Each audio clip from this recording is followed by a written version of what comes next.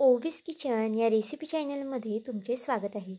तर आज आपण देवांसाठी वापरलेल्या फुलांपासून किंवा मग पूजेसाठी वगैरे जी फुलं आपण वापरतो त्यापासून अतिशय उपयोगी अशी मी तुम्हाला टिप्स सांगणार आहे। आपण नेहमी ही फुलं वापरल्यानंतर पाण्यात वगैरे सोडून देतो किंवा मग हार वगैरे सुद्धा आपण वापरतो देवांसाठी, देवघरासाठी, तर तो सुद्धा पाण्यात फेकून देतो किंवा मग सोडून देतो। तर असं अजिबात न करता अतिशय याची मी उपयोगी तुम्हाला अशी टिप्स सांगणार आहे। यानंतर तुम्ही कधीच हार किंवा मग फुलं वगैरे हरळी वगैरे असेल ना, ती कधीच तुम्ही पाण्यात वगैरे वाहणार नाही, सोडणार नाही आणि नक्कीच या टिप्सचा तुम्हाला खूप जास्त फायदा होणार आहे आणि तुमचे खूप सारे पैसेसुद्धा वाचणार आहे। आता गणपती वगैरे सुद्धा बसलेले आहेत, तर मग घरामध्ये आपण नेहमीच हार वगैरे आणतो, फुलं आणतो गणपती बाप्पासाठी, तर त्याची तुम्ही नक्कीच असा वापर करू शकता। कारण की पूजेनंतर किंवा मग दुसऱ्या दिवशी आपण फुले ती पाण्यामध्ये सोडतो। आता ती फुलं पाण्यामध्ये न सोडता याचा घरच्या घरीच तुम्ही खूप जास्त छान असा उपयोग करू शकता। आता फुले खूप जास्त प्रमाणात असतील तरीसुद्धा तुम्ही ही टिप्स फॉलो करू शकता किंवा मग कमी असतील तरीसुद्धा फॉलो करू शकता। तर बघा, इथे माझ्याकडे झेंडूची फुलं होती। आता त्या झेंडूची फुलं आता मी रिकामी करून घेतली आहेत, म्हणजेच त्याच्या पाकळ्या पूर्ण मोकळ्या करून घेतल्या आहेत। आता त्याऐवजी तुमच्याकडे दुसरी कोणतीही फुलं असतील ना तरीसुद्धा चालणार आहे। किंवा मग आता बाप्पासाठी आपण हरळी वगैरे सुद्धा वापरतो, ती सुद्धा तुम्ही यामध्ये ॲड करू शकता। तर बघा, गॅसवरती एक तवा तापत ठेवला आहे। तुम्ही तवा, पॅन किंवा मग कढईसुद्धा तापत ठेवू शकता। छान असा गॅस फास्ट करायचा आहे, जास्तसुद्धा स्लो ठेवायचा नाही। आणि ही जी सगळी फुलं आहेत ना, ती सगळी यावरती घालून घ्यायची आहेत। आता फास्ट गॅसवरतीच आपल्याला ही फुलं छान अशी परतून द्यायची आहेत। बघा,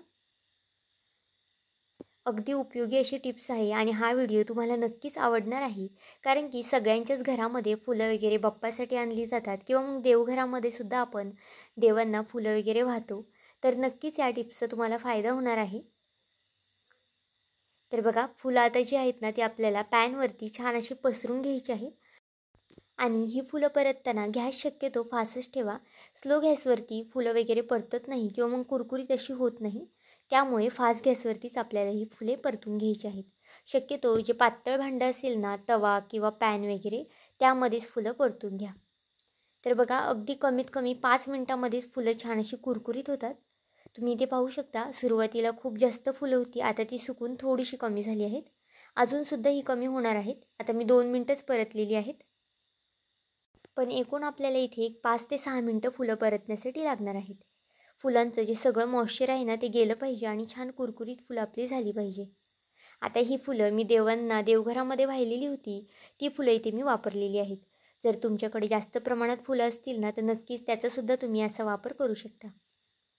तर इथे बघा, फुलं छान अशी पसरून घेतलेली आहेत मी पाकळ्या आणि छान कुरकुरीत असे झालेले आहेत। बघा, अगदी 5 ते 6 मिनिटात छान अशा कुरकुरीत पाकळ्या याच्या तयार होतात।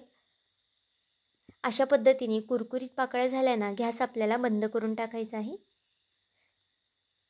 तर बघा, इथे आता गॅस मी बंद करून घेते आणि ह्या ज्या पाकळ्या आहेत ना ते एका प्लेटमध्ये आपल्याला काढून घ्यायच्या आहेत। शक्यतो थंड झाल्यावरतीच काढा, म्हणजे अजून जास्त ह्या कुरकुरीत होतात। तर बघा, खूप जास्त प्रमाणात फुलं असतील ना तर नक्कीच या फुलांचा तुम्ही असा वापर करा किंवा मग थोड्या प्रमाणात असतील ना तरीसुद्धा नक्कीच याचा असा वापर करा।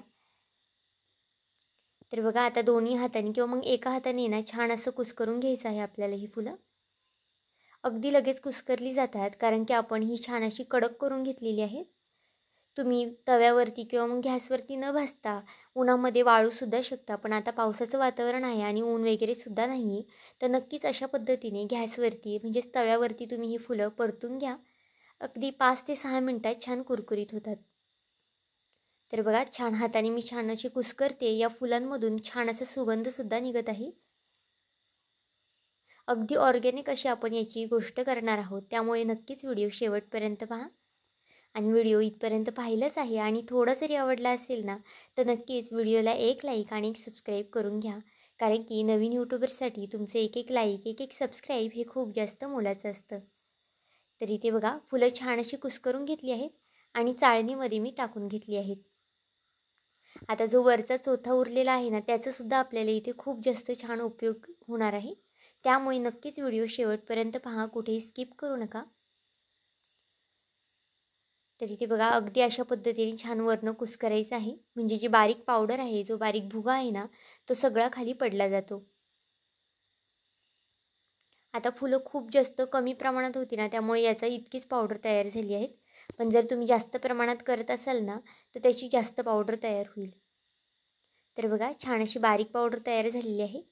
आता यामध्ये अगदी थोडंसं मी गाईचं तूप घातलेलं आहे.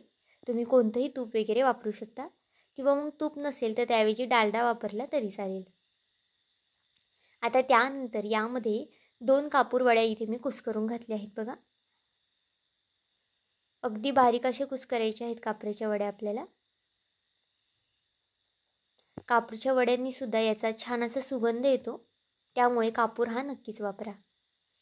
आता इथे माझ्याकडे ओला जो धूप असतो ना, तो वापरलेला आहे मी. तुमच्याकडे जर ओला धूप नसेल तर तुम्ही चंदन पावडर वापरली ना तरीसुद्धा चालणार आहे.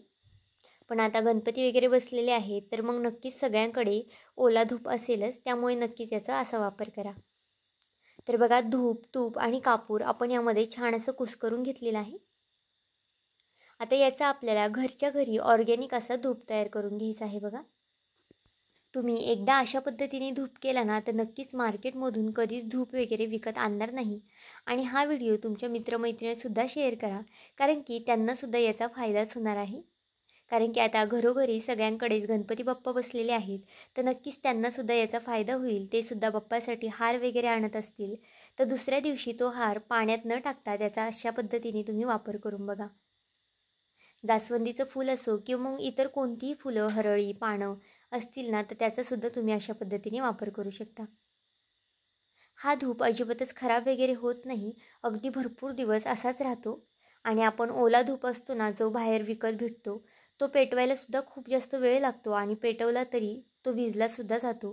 पण अगदी अशा पद्धतीने तुम्ही धूप बनवला ना, तो अगदी एका काडी पेटीतच पेटला जातो आणि अजिबातच विझत वगैरे सुद्धा नाही.